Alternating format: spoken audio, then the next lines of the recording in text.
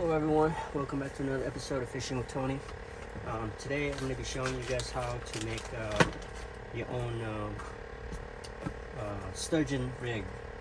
I prefer to make my own because the ones that you can buy at the store doesn't work as well, I think. So basically what you need is, this is the material you need and the tools. You're going to need a hammer. Just one hammer would do if you have a hard surface to hit it with. And for me, I have two hammers, a wire cutter. These are 1/4 inch sliding sinkers. Wire. This is a 60-pound rated wire. You have to get the ones that is coated with plastic around, specifically for like fishing lines. So I already cut mine to about 3.5 feet long. That's the length that I prefer. The reason you use the wire leader for sturgeon is because they have the spines are really sharp. That's the reason for using wire leaders. Okay. And then I've got a number 10 barbless hooks.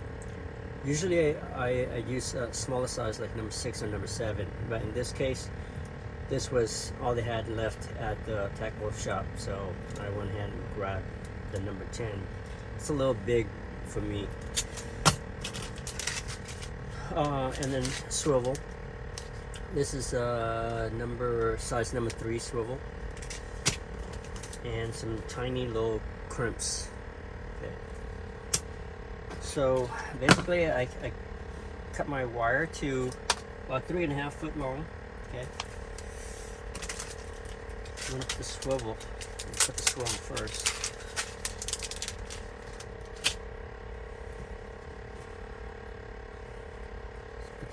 On first here.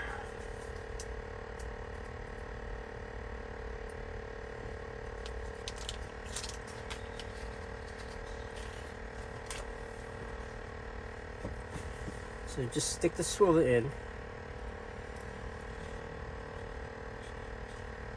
Just put the little crimp in first.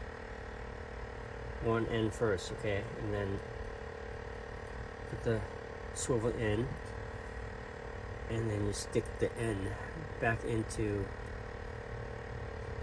the crimp. That's it. Very simple, just like that. And then I use my wire cutter. You have a crimper, that's good. But a wire cutter will do just fine. Yeah.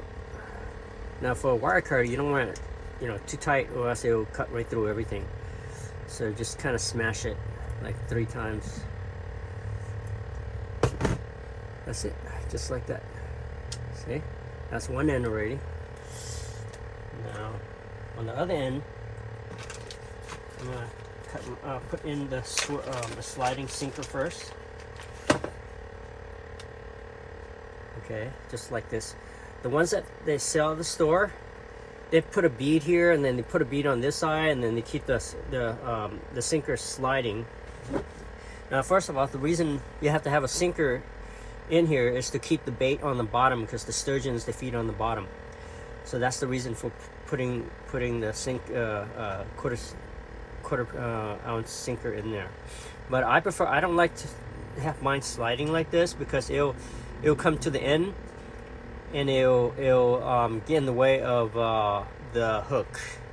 So basically I prefer to have my hook just covered with bait only, instead of like having the 2-3 beads on here and then plus the sinker. It just gets in the way, I think. Okay, because I think the sturgeon can feel all this stuff, so you don't want to clutter with any unnecessary stuff on there. So first of all, I just put this in here first, then I'm going to crimp on the hook. Then I'll set the I'll set the sinker in place. So first, just like the swivel, you put the crimp in first, then the hook, and then loop it back and put it in again. Now you don't want too much room, you don't want too much of a space here, so just, I like it tight, nice and tight, not too tight but snug, just like that, snug, just like that. Yep. I'm gonna crimp it lightly 3 times.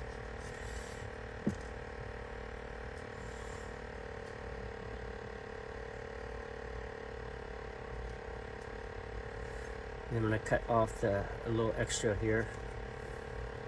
I don't want too much stuff on there, too much of a loose end. So that's it right there, just like that, nice and tight. I don't like a big circle on there. I just like it nice and tight, just like that. Okay, now I'm going to put my sinker. See, I don't want my sinker, the ones that sell at the store, a lot of them have like a bead here and then a bead on the end and then the sinker in between, and it just slides up and down. I don't like that.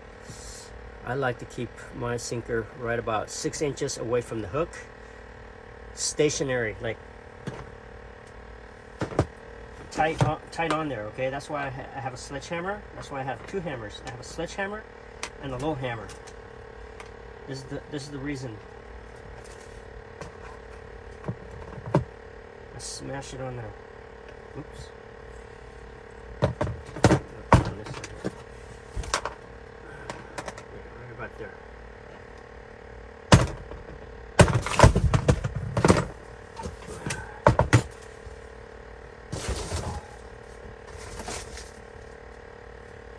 There we go. See, now it's still sliding, so gotta smash a little bit more.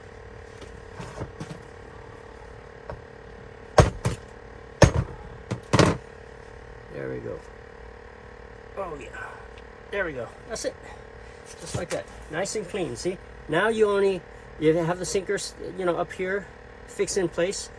You only have the hook exposed and this little crimp exposed. I use the smallest one that I can find that'll fit this wire. So very, very simple, very straightforward, and no clutter. Okay. And when I hook on the bait, I make sure I cover all the hook. I make sure I cover all the hook, because I think the sturgeons have a very sensitive mouth, and if they come in contact with the hook or any of this, the wire is covered with plastic, so it's no big deal. But if it touches any part of the hook and this little crimper here, it's going to irritate its mouth and it would just spit the bait right out.